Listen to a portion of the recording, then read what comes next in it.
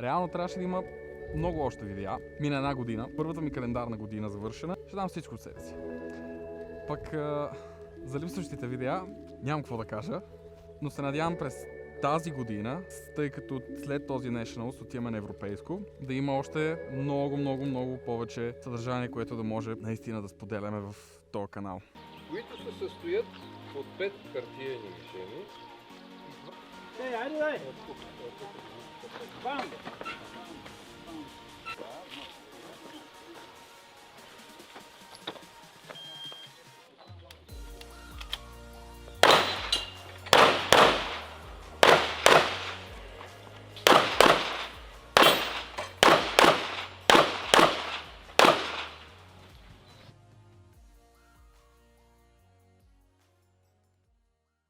Точно на първия изстрел капата не възпомени. Там прак, вярвам, че се получи добре. Ще видим резултата накрая.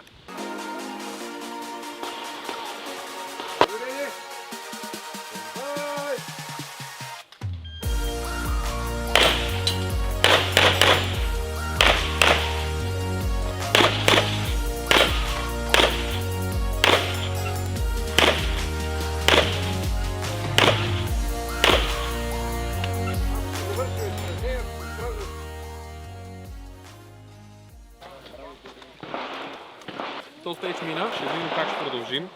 Първи стейдж имах мисфайр на първия изстрел, на първия патрон. Вярвам, както съм чул, че е окей да си малко шейки съм. Ще видим на следващата сцена. При мен най-трудните обикновено са дългите и средните курсове, така че стискай палци.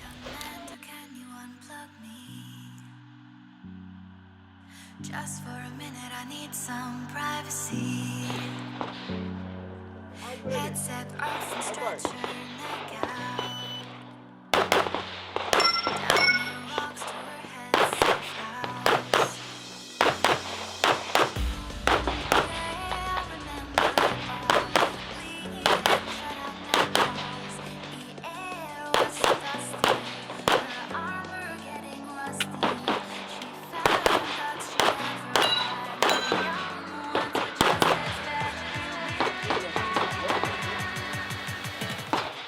Стейджа мина добре, имаше динамика, имаше движение. Малко меси на само презареждането, имаше едно екстра.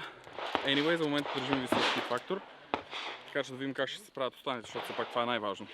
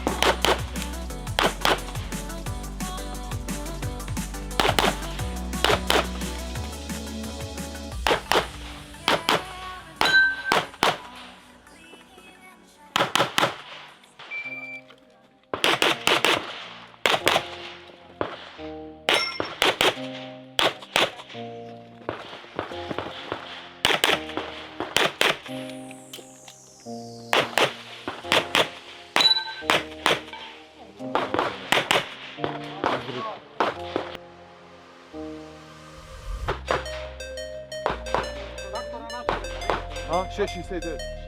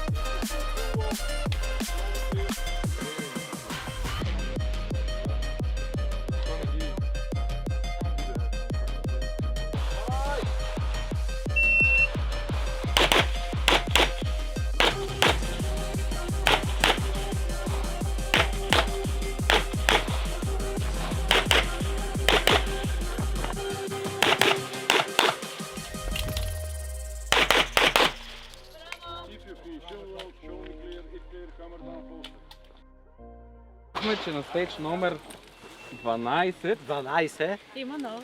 има друга стратегия, която е спечелила 3 секунди от Костадин Крушков, разбира се. Не, от коцето. От кой? Аз мислех, че... Добре, как Костадин Крушков, нали? Коцето, да. Всички познават коцето. Няма значение. Ние сме с над 6,5 хит фактор, което ни държи добре в класирането на този стейдж.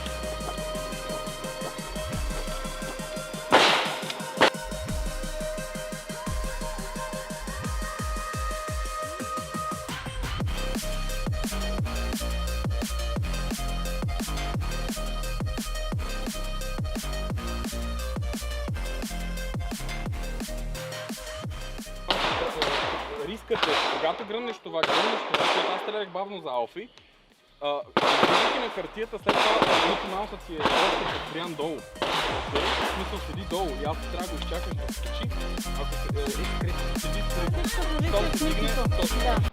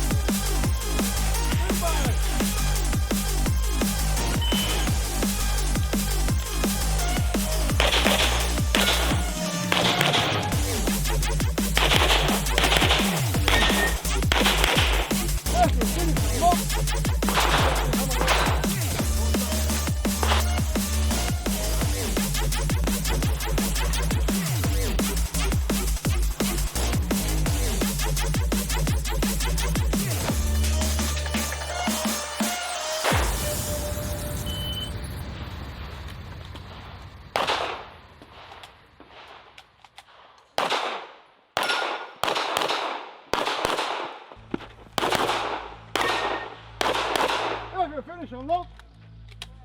Да, спряха Мардан. 12-7-5. 3 секунди за гол. 12-7-5. Вече спрях. А видя ли колко бързо стигна от тук и зарежда? Това беше най-бързото от всички Еван следва.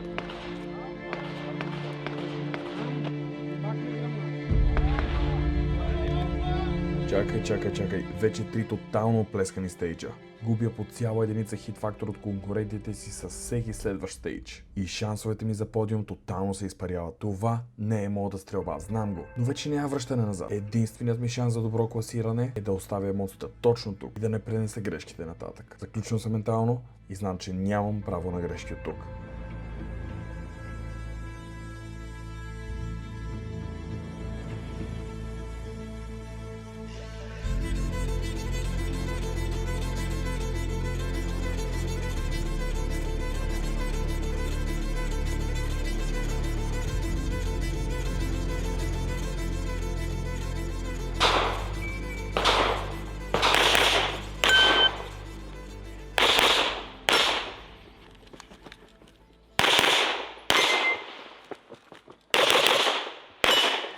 Браво, бе!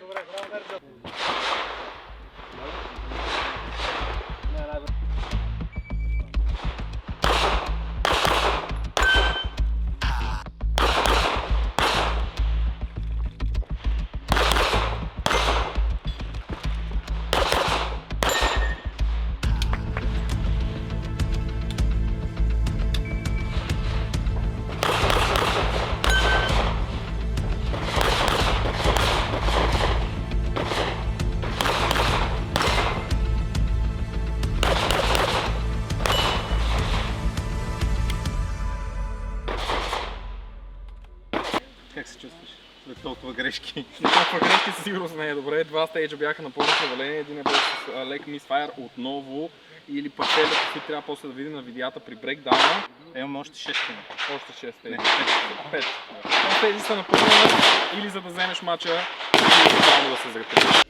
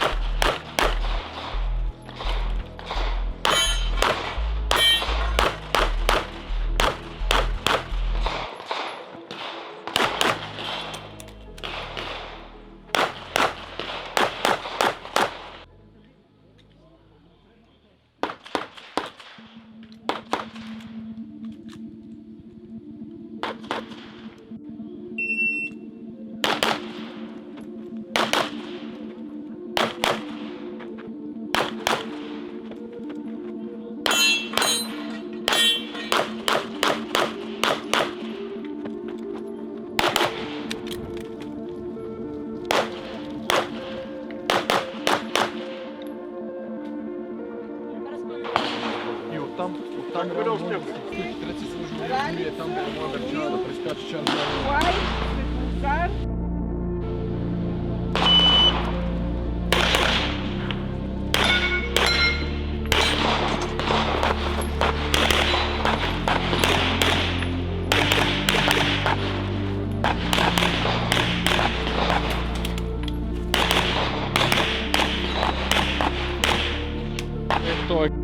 Добре, вече в мен няма нищо от миналите сцени.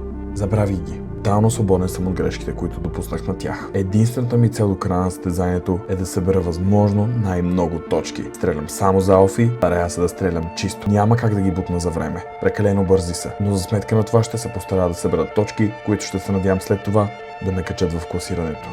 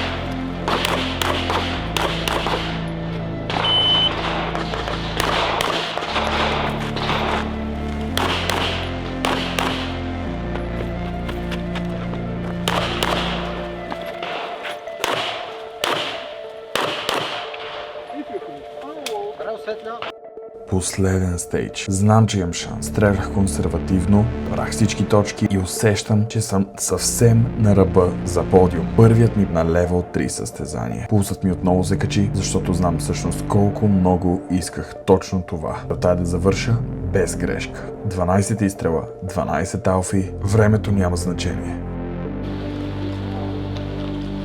Hold and make ready.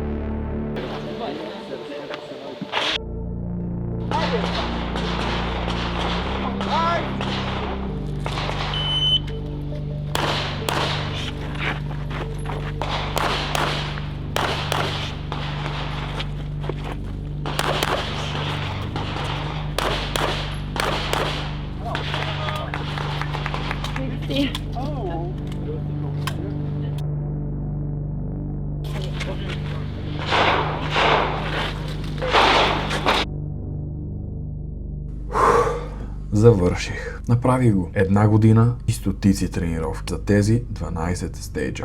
И си спомням първото видео, първото състезание, тогава когато за първи път излезнах, за първи път застанах на стартовата линия, за първи път чух сигнала и за първи път усетих емоцията на динамичната стрелба. Има ли промяна? Не. Единствено вече откривам смисъл. Смисълът в това, че стрелбата се обръща най-вече към мен самия. Към характерът, който искам да бъда. Дисциплината, с която искам да се будя всеки един ден. Духът, с който се държа всеки един ден да уча все повече нови неща. Предизвиквам себе си и да знам, че мечтите нямат граници.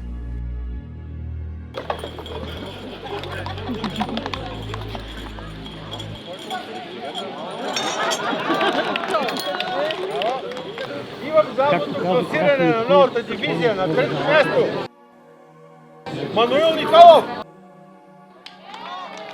Ако можеш да прожектираш в ума си дори най-смелата си мечта и да я кажеш на глас, вярвай ми, тя ще се случи.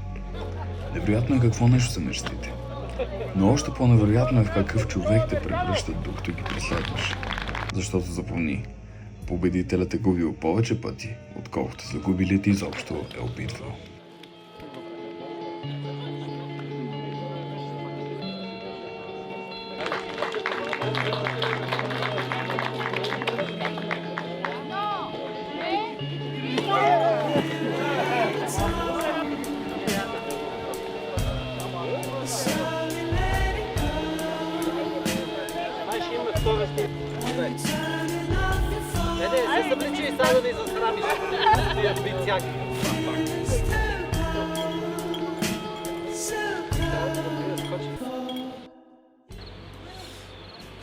Nationals 2026, първи подиум. Наистина гордея се с него. Много работа през цялата година. Сега ни очаква европейско, трябва да представим страната. Благодарен съм, че съм част от този отбор. Борис Райков, Александър Кусев, Никола Мерджанов и аз, Мануил Николов. Благодаря, че гледа.